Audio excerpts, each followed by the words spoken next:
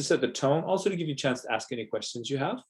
Some of the stuff we're talking about here is specific to social symbolic work studies, but much of it is just about actually developing a research project. It's not very specific to what our framework. It's just how you do it. So maybe you find that interesting. All of this starts, of course, with a gap or a puzzle. So you might have a theoretical gap that interests you, or a puzzle in the world that you think is worth pursuing. But you need to have some fundamental observation about something that a question you're going to answer. And that question can be driven by, something in the literature that doesn't fit together. Two pieces of this, there's a theoretical whole, or theories that are in tension, and they say the opposite thing about a particular topic. Or a puzzle in the world. You see something in the world and you're like, okay, that's interesting. There's like this thing, and we don't really say much about it in management, or we do talk about it, but this is a new kind of way to look. So for example, social enterprise. So when social enterprise appeared, then suddenly there was a whole bunch of people who started crafting questions about aspects of social enterprise because it was a new empirical phenomenon. You can do either, but it needs to be one or the other, right? So what is your puzzle or gap? And if it's a gap, your challenge is to say, why is this gap need to be filled? So if you're saying there's a theoretical gap, there's lots of theoretical gaps that don't need to be filled. The reason they're gaps is because no one cares. And they're there, and they should be there. No one should bother fixing them because they're just not interesting. And puzzles is the same way. So it needs to be, if puzzles, your problem isn't saying why that gap is important. Your puzzle is saying why this is something new that needs to be investigated. In either case, you need to have a clear motivation and explanation, either for why the theoretical gap needs to be filled, or why this particular empirical puzzle needs to be investigated. That's your challenge. Often you're talking about relationships between two things, right? So between even if though we're doing qualitative research, Tom and I, that's kind of what we do, we're still talking about the relationships between two things. We're often talking about how A impacts B, or a process, often how we get from A to B, or how B gets produced, in which case we generally are trying to mix it up a bit with moderators and mediators, things that come between the different parts of our gap or puzzle, or things that mediate the relation between those. So when this mediator is high, there's one kind of thing happens. When the mediator is low, another kind of thing happens, or there's something that sits between A and B, and that's that thing. So these different kinds of, just thinking about what's the things that are happening here. Why is this an interesting question? Often, of course, if you do qualitative research, this is going to be an evolving thing. You start out with something because it gets you into the field. You need to have an initial idea what you're researching, because otherwise you can't figure out what to look at. But then, you can end up a very distant place. So, Tom and I studied whale watching, but what we started out studying in terms of whale watching in Victoria was very different than what we ended up writing about. We ended up in a completely different place. We went there with, I don't remember what we started out studying, but we ended up looking at how cultural change leads to industry emergence, basically. How the change in conception of the whales, so we can change in conception of an institution in the terms of our language here, right? How this change in institution created the opening for a new industry to form, right? So that was our kind of puzzle. How does culture make possible or make impossible, in our case possible, that's what we studied. How does changes in culture create space that allows new industries to form? And how does that process happen? Yeah, whale work, exactly. There's always challenges about exactly how specific you are versus how true to the empirical context you are. And so trying to figure out exactly how broad to make your question, which can make it kind of fit the world better, but makes it too difficult from an academic point of view, or very specific in terms of your academic concepts, but then it doesn't actually fit the world very well. Right? And in both cases, there's a question of significance, and that's, I've already mentioned, gaps and puzzles. Why is it a significant puzzle, or why does this gap need to be filled? And I think we've gone a long ways in the field. We used to be a field where you always had to have a gap. So it used to be, you even if you didn't really have a gap, even if what you really had was a puzzle, then you had to go back and reconstruct it and make it a gap, because that was the only thing that the journals would accept. They wanted to know, where's the theoretical gap?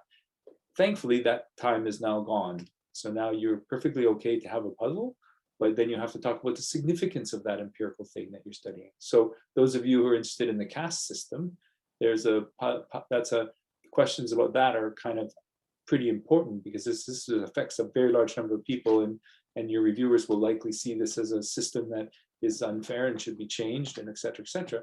So you have a significance thing there, but then you're going to have to convince them that your question is actually shedding some light on some aspect of that empirical reality if it's a puzzle. And then if you are doing a theoretical gap, then it's why is that particular theoretical gap need to be filled. I'd say the majority of papers now, especially in the big journals of management, are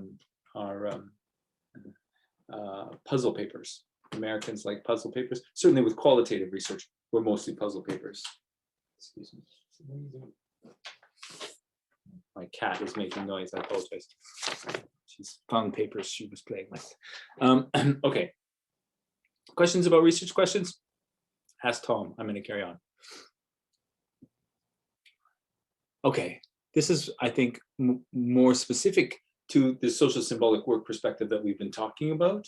And the question is, why is this a good context for studying social symbolic work?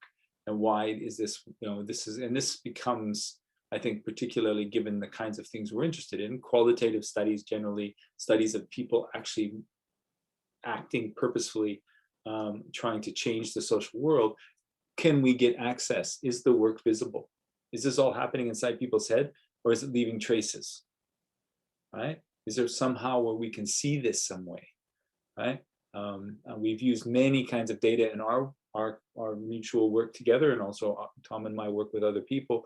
We've used all kinds of data, everything from cartoons to of course, lots of interviews, lots of different kinds of documents.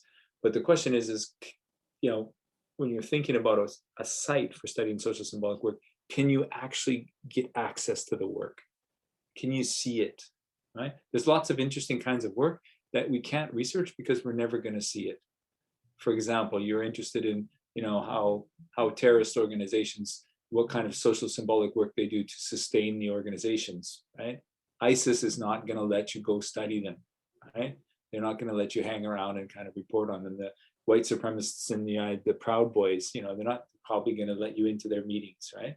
Maybe Tom he could probably sneak in with his haircut, but that kind of stuff is quite dangerous. So you got to just ask yourself practically: is the work visible? Is it possible to get sufficient access? What kinds of data are available? Cheap shot work. That's a good one, Tom. And cat work. Yeah, I was doing a bit of cat work. And she's not happy now. So when you're thinking about this, it's really in both working with Tom and working on my own. I'm surprised at the number of times, and you have to be prepared if you're a qualitative researcher, especially for those of you who are. Many of you will be qualitative researchers in this course, in this seminar. These things just appear, and you have to grab them when they happen. So you get, there's sort of an opportunity. Paul talked about it, that opportunity that he had to go to Keystone, and through this relationship, this friend that he had who was the CEO, he had talking to him, and there was an opportunity. He found the funding and did it. Charlene was talking about meeting these people who had data already. So they already had a bunch of data, but she had to work with them to help them form it into something that actually, and gather other data to make it into actually what they needed to answer the research question that they developed, and that they then negotiated with the reviewers. And really, I can't emphasize enough, try to pick something that is intrinsically interesting. That gets you so far, and Charlene and Paul talked about this. It gets you so far with reviewers if they just can read the story that your research is based on and say, oh, that's cool, that's interesting, right? And so actually, just not, even if they don't agree with your theory, if you have a really, the research I did that was most like that is Cynthia and Hardy and I did research where we went and visited the Gaza Strip, right? And we didn't have a lot of interviews. We only had 13 interviews, but we published an AMJ paper. How do we publish an AMJ paper with 13 interviews? You do it in the Gaza Strip. there are no other papers in all of the management literature looking at organizations in Gaza. Why? Because it's impossible. We got in there just because we had someone who would basically make us members of a charity that was an international charity that was doing work there and could get us papers to go in and could get us some interviews. That's interesting. Of course we did it. We didn't even know what the paper would be about when we did it. So when you're thinking about a context, if you can get into anything that's really interesting and has sort of just the topic is different and interesting, then that automatically helps a lot. I mean, it's not necessary if you don't have that, that's not the end of the world. But if you can find that, if you can find that, or if you can frame your research in a way that's just more intrinsically interesting because it's different and it's a story people haven't heard a lot before, that's great. Do you want to add anything, Tom? I see you looking like you want to say So I'm something. going to ask you a question. Ask me a question. Okay. Yeah, well, there's a question in the chat which I think is important, Okay. which is, given that most of the people on the seminar are doctoral students and they're thinking about a job market, they're thinking about their dissertations, um, what advice would you give them in terms of publications, or the compatibility of having a CV with publications on it, or at least advanced R&Rs, and doing extended qualitative research, which maybe takes longer to negotiate access, get in the field, come back, write things up, and so on. When you're supervising students, how do you manage that tension? Yeah, I mean, I tend to, I mean, my students are necessarily qualitative, not necessarily, pretty much necessarily qualitative researchers, almost always. Almost all of my students have been. And the first thing is you have to be practical. So I tell them, I would encourage them, discourage them from doing an ethnography generally, simply because I think that's, especially depending on how much funding you have, how many years of funding. But I would encourage them to do good qualitative research, because I think good qualitative research takes more time to collect, but you can get multiple papers out of a good data set. And those papers are more likely, I think, to be published. And I think it's actually getting a job. I recently had a student who got a pretty good job, and he didn't really have any papers. He published when he left, got the job, but they really found his research interesting because he was doing research on corruption, and he had data that he collected on corruption in a company in a particular place, and that data for people in the school that hired him, they thought that's really interesting, and that's got the potential to really make some difference in terms of the research that you can develop out of that. I think it's better to have a good, whatever you do as the research for your dissertation, that's your identity. That's who you are for a long time. So you better make sure A, you're interested in it, and B, that you want to be that person, right? Because it's very hard to change. If you're going to do structural equation modeling in your thesis using data sets that you purchase off the internet, and then say, oh, I want to get my job, I'm going to be a qualitative researcher. That's not going to work. One thing, you're not going to have the right skills. Second of all, the school that hires you is going to expect you to continue in the same way you're going. And also, it's going to be just hard for you to shift at that point. You'll have momentum. You become known as this person. So I think you should stick with what you want to do, but be very thoughtful about constructing your qualitative research project in a way that's doable.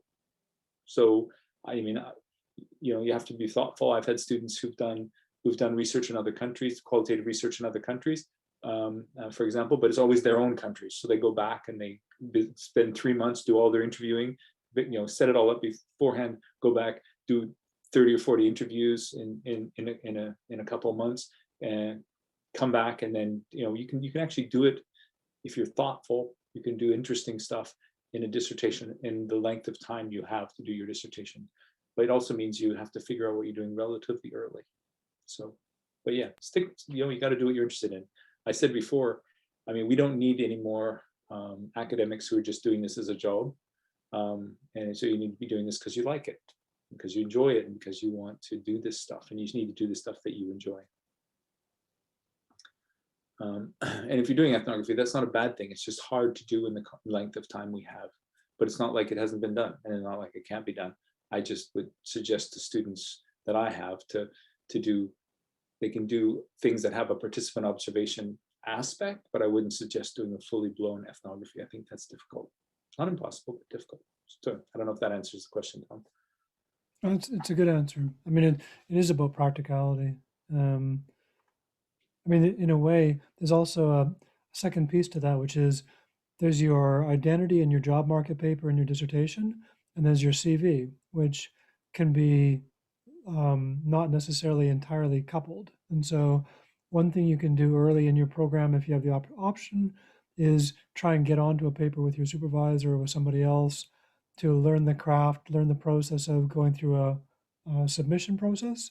And that doesn't have to be your paper. You might be second or third author, and you learn a bit about the craft. You don't present it when the time comes. You do your job market paper based on your dissertation. One thing actually, just really practically, about qualitative work is just not always longer or slower. And so one of the things Nelson and I have done a lot of is go into organization or go into contexts in which access is easy rather than difficult. So for instance, not-for-profits often want to tell their stories, and they're often easier to get into than corporate contexts. Or where you're dealing with individuals rather than organizations. So a million years ago, I did my dissertation on lawyers and accountants in a way that I didn't need permission from any law firm or an accounting firm because I only dealt with them as individuals. And so it was really easy to get access and very quick. So you can think creatively about getting access quickly and getting into the field quickly rather than, and that way you can avoid a lot of the headaches associated with kind of high barrier to entry processes that some quantitative researchers go through at organization level surveys and so on.